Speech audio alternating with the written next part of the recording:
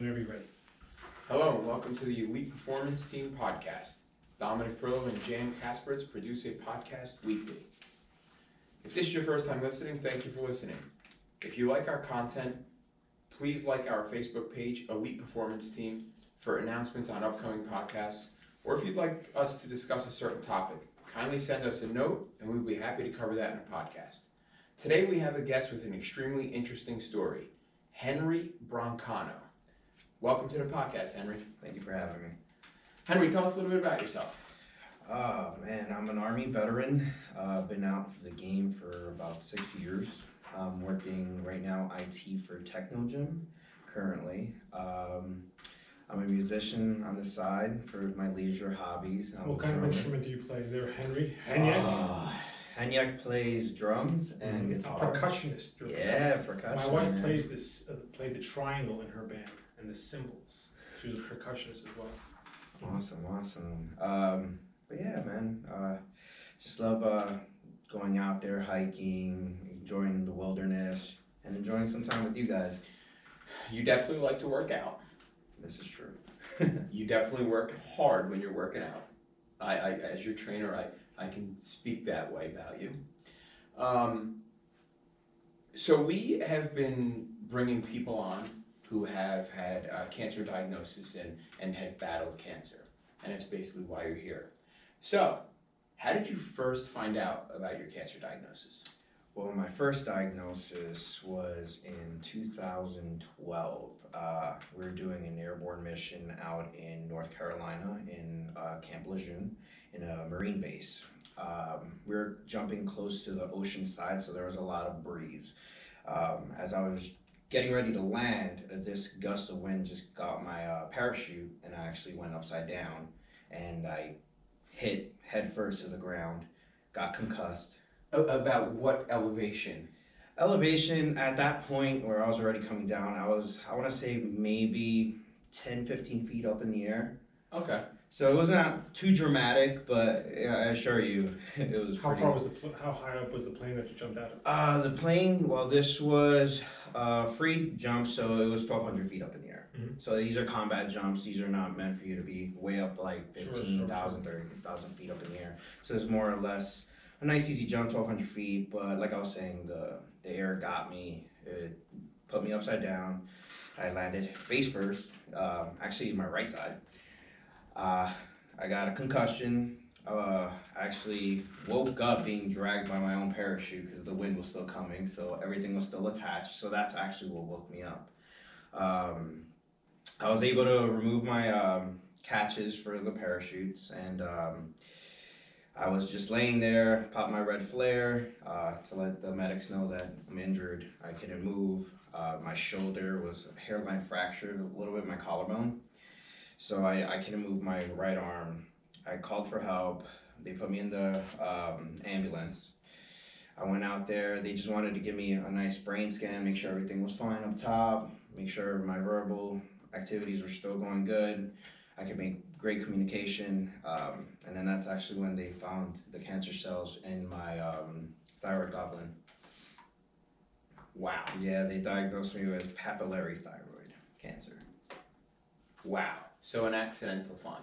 Exactly. It was so microscopic at that point. It was just, some say it was God's grace, honestly. Absolutely. So if it wasn't for that jump, I would have never known until possibly those cells were too big. So it was a chance. Wow.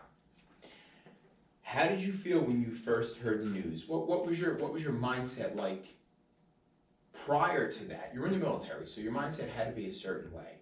So what was it prior to that? And then once the diagnosis happened, how did your mindset change, or what was going on there?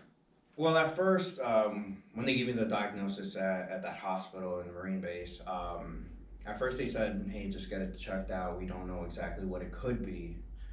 Get it looked at, go back to base, see your doctor. So I took it as a chance, you know. They said it could have been fat deposits. They could have said many things. So I just wanted answers at that time. Mind you, I'm in North Carolina. I'm by myself. I'm away from family. The friends that I do have are my brothers from the military. Henry, how old were you? When I got that diagnosis, I was 28. Wow. Sorry. No worries. So then we went back to base, in Fort Bragg. That's where I saw my doctor, and they did a needle point biopsy. And then I got the call, I think it was like 3 to 4 days later. And I knew it wasn't good because they told me, we need to talk to you. At that moment, I knew something wasn't right, so I kind of braced myself already. But hearing it was a completely different story. It's something somebody can't prepare you for. You know, it felt like an anvil falling on me. Sure. So I remember this because in front of the doctor, I was like, oh, well, that's life, you know, like, I got to figure this out now. But I promise you, as soon as I got into my car, I broke down. I had no one to call. I was away from family. I was by myself. At that time, I was a specialist, so I had my own platoon squad. And I felt like I couldn't, you know, open up there because I had to be the strong leader, you know, mentally, physically. I had to be there to support them, so that weighed on me as well. But luckily, I had great support from my beautiful wife, Natalie Broncano. She guided me through it. My family was guiding me through it through Skype. They flew down that same weekend as well. So I got the emotional support right then. Wow. What process did you then go through? So they found this diagnosis, they told you it was cancer. What procedures did you have to go through? Well, they had first and foremost, I knew I couldn't do the surgery at North Carolina. I just wanted to go home, be with my family, be with my strongest support system, because we knew we had to do the surgery. That was the best method, and they removed my full thyroid in New York, Eye and Ear. So it was in a hospital in Manhattan by a doctor in an ENT department in Hoboken. So that whole process, just getting ready for surgery, dealing with changing my eating habits, and just getting mentally ready for the whole task that was ahead of me. Wow.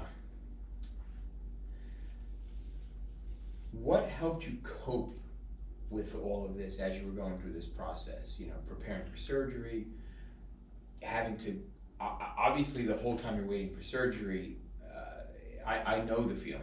Yeah. I was diagnosed, I believe, September, October, officially diagnosed. I didn't have surgery in January. My doctor said, wait till the holidays are over.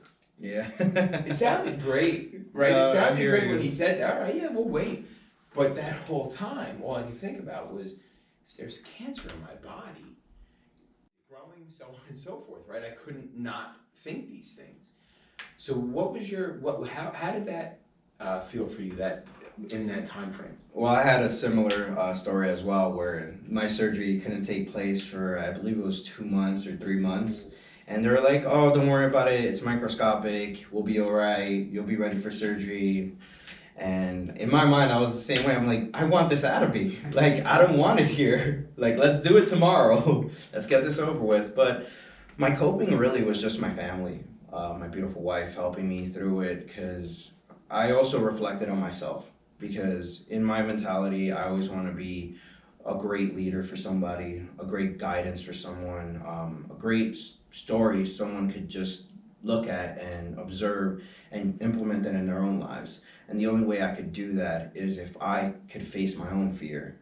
Because in my mentality, I can't ask you to face your own fear when I'm not willing to face it myself. So I knew I had to really get down and dirty and actually make the efforts to actually get over this hump that I was experiencing That's at a that time. fantastic mindset. That's excellent. It really is. It really is. So, unfortunately, you didn't have only one bout with cancer.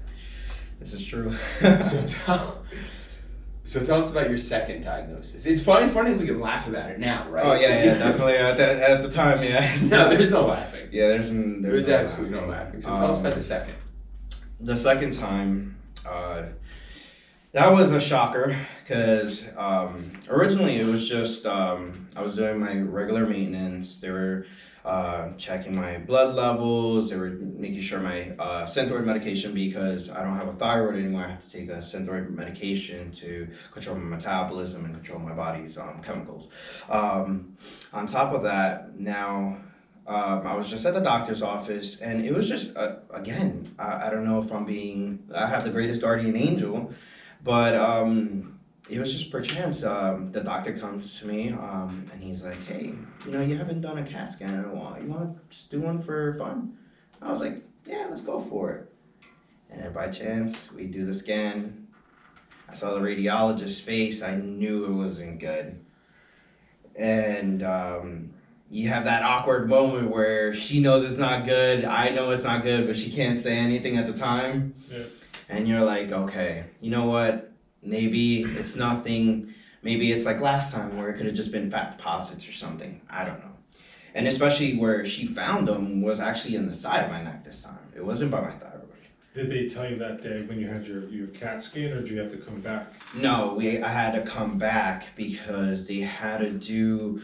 Well, the first one was I'm trying to remember, ultrasound.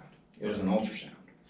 And then when they found that, they wanted to do a CAT scan, but they had, I forgot what they injected me with. It was something, so I guess like to show the veins properly. Yeah.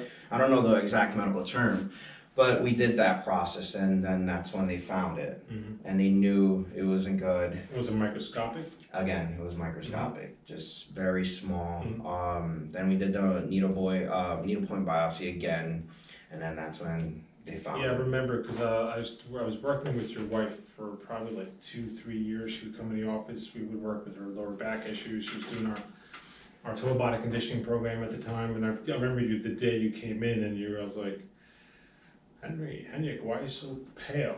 As if you see the ghost. And when you told me, I was in shock as well. Yeah. Yeah, it's never easy news to deliver. I think it's sometimes even harder for the person hearing it from you because they don't know how to react. Yeah. And it does weigh as much as it weighs on me. I'm sure it weighs on everyone that hears that story. In my opinion, being the patient was the easier part. Yeah. I think the people on the other side, that's the hard part, right? You're watching your loved one go through this, and they can't do anything. Yeah. Right? I mean, yeah, they can comfort you, make you food, whatever. But honestly, deep down, they can't really do anything for you. They can't remove it from you. Right. So they can only be support. Right. I think it's almost worse for the people who are not dealing, or who it's not actually happening to. I think the support system, it really. Yeah, because also too, it's a way of empathy. They want to be empathetic, but they don't know the feeling. Yeah, when they you don't came know in, what I it's actually had no empathy for you whatsoever. I'll be truthful. When you came in, I'm like, you got what? And then in the back of my head, I'm like, that sucks, but there's a bunch of stuff we could do. Oh yeah, definitely. Doc, why don't you Yeah. You want to talk about some of the things he it's did? like, first and foremost, I'm like, there's things you can do. The first thing is you caught it early. Yeah. And then the second thing is like, all right, so let's put your body in a position where this is never going to happen again, which is what Dom's done for himself. And Dom is extreme with his diet, which is important because from our last podcast, Dom shared his philosophy on cancer and his nutrition, why he's immaculately clean and he's keto for a very long time, because he's creating this environment which is inhospitable for cancer to grow. And when he asked his oncologist, can this happen, can I get cancer again? And the guy was like, oh yeah, sure, there's a very good chance because you're so young when you got it. And then, I don't know the exact numbers, I heard it the other day, I was listening to a podcast, exponentially higher when you're in your 70s. So then it's like if you have it in your early 20s, there's a very good chance you're going to have it again. So in Dom's case, he's basically eating extremely clean, very alkaline. And then that's one of the things we talked about with you, remove certain things, let's create an environment where this cancer will not grow.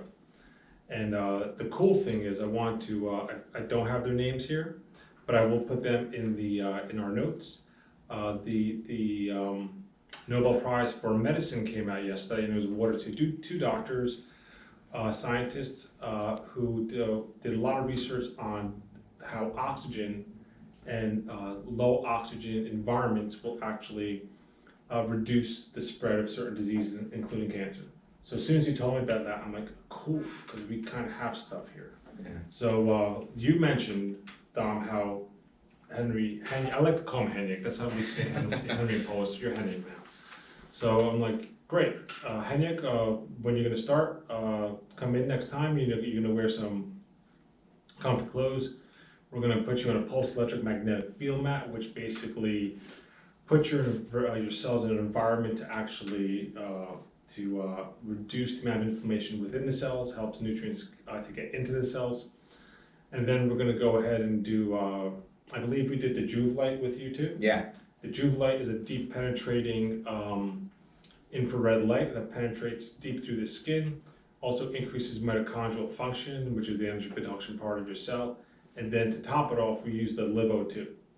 And I have a good amount of patients who LiveO2 are professional athletes that use it for performance benefits because it super saturates your body with oxygen, which also creates an inhospitable environment for majority of diseases, especially cancer.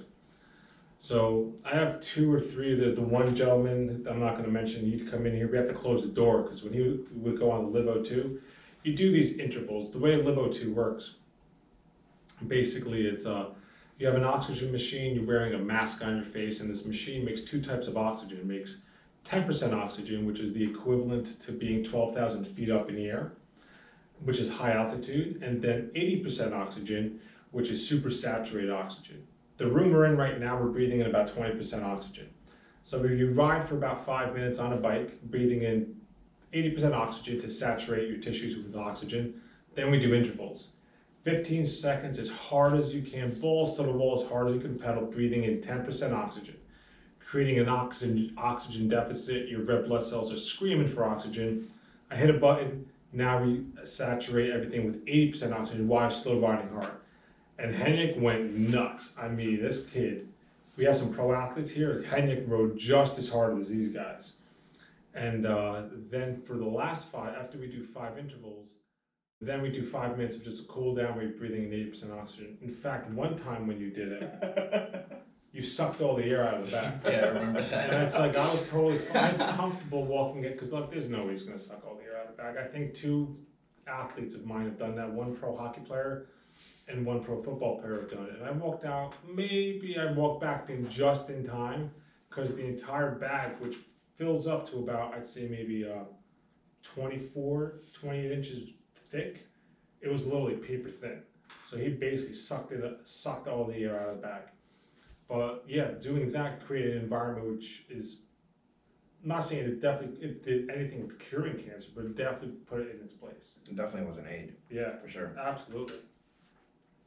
What have you been doing on your own to actually create that environment to prevent that cancer from coming back? Honestly, I've been just motivated by Dom and just his diet aspect. I'm trying to eliminate sugars from my diet. My hardest part right now is carbs. It's so hard to let go, yeah. but hey, like you said, you just got to do the right thing, man. And honestly, it's what Dr. Jan actually told me once. When I told him the diagnosis, and he found out it was the second time actually, he was like, "How many times do you want to get this? Are we gonna change now?" And that just struck a chord. And I knew I had to give this guy 120%, not waste his time, and just give it full effort.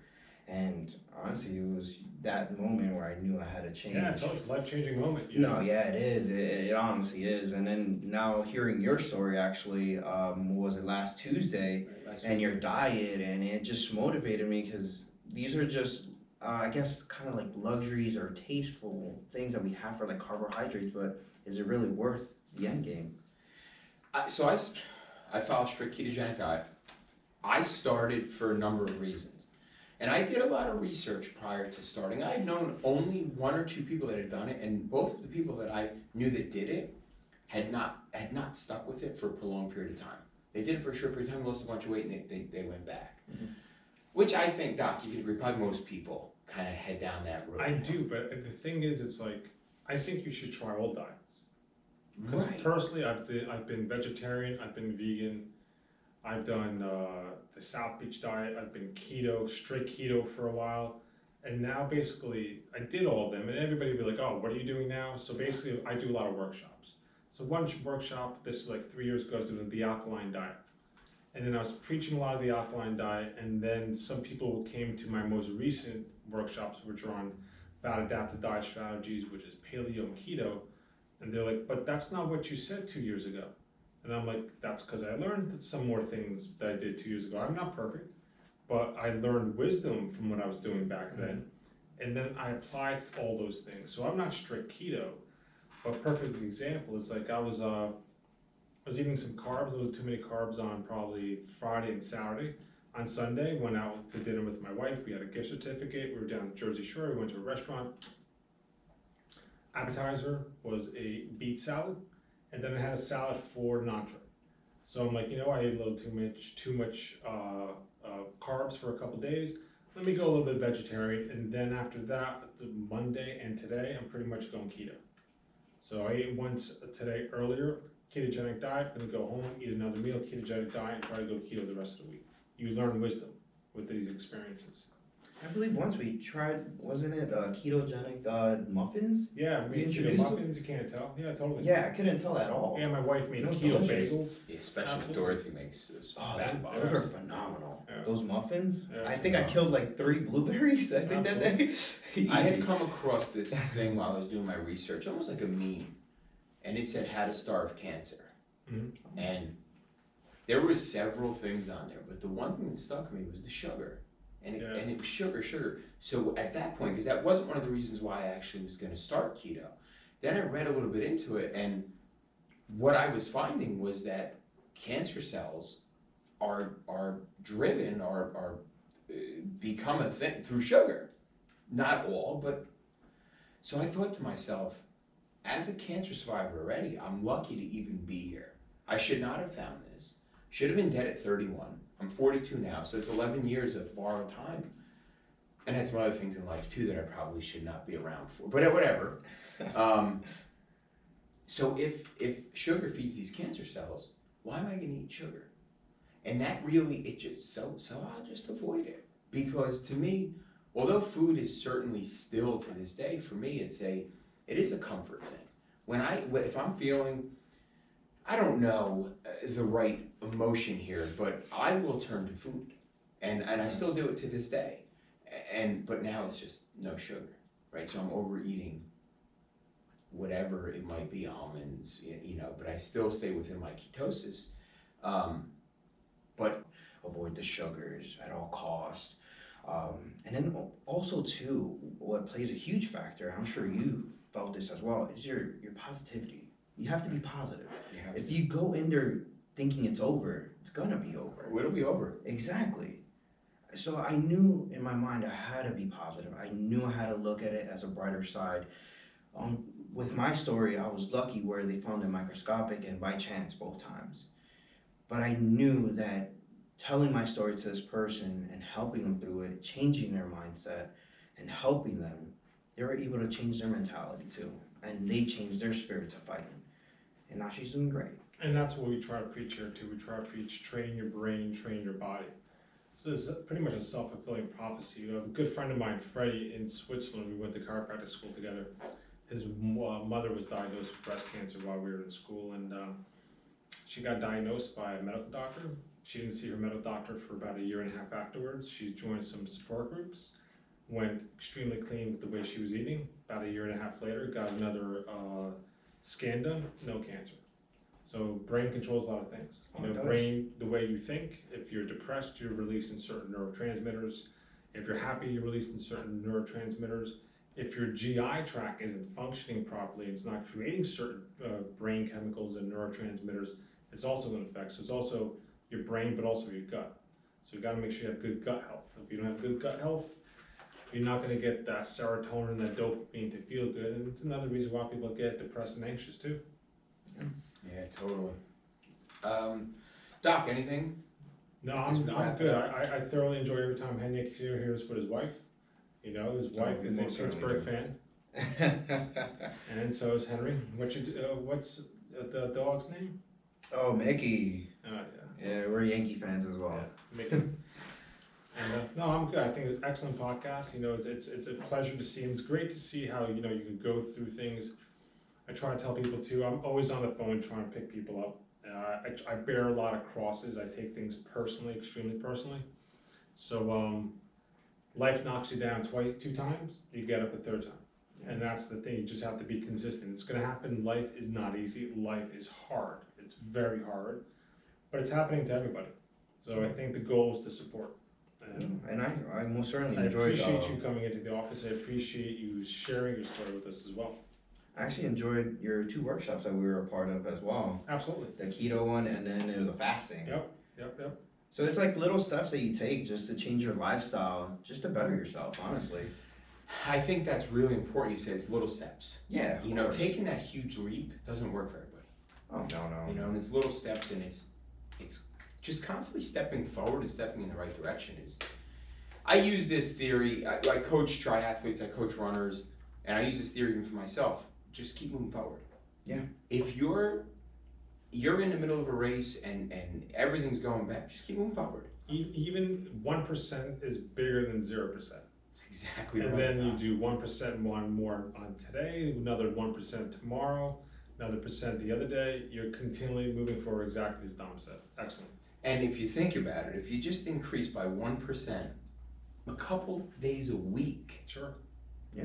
right at the end of the Adds up. year, Yep. you're 200% better than you were, right? So that's huge.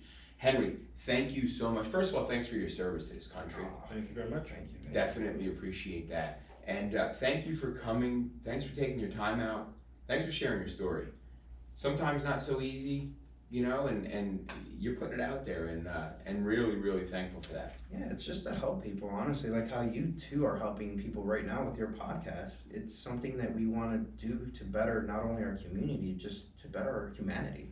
I think, real quick about him, I think having the video is awesome because people need to see him Sure. and his positivity and his demeanor and everything. I think it's tremendous because some people go into a different place with cancer diagnosis. You know, they're the poor me and you know, and I think it's important mindset. And you need to share your experience. Because Absolutely. I've had some experiences and been in some dark places, and I tell everybody, I really have no boundaries. I tell them exactly what I used to do, the issues that I've had, and it basically helps people going through the same kind of stuff. Certainly. Great. Again, if you enjoy our podcast or like more information, follow us on Facebook, YouTube, and Instagram. Until next time, train your body, train your brain.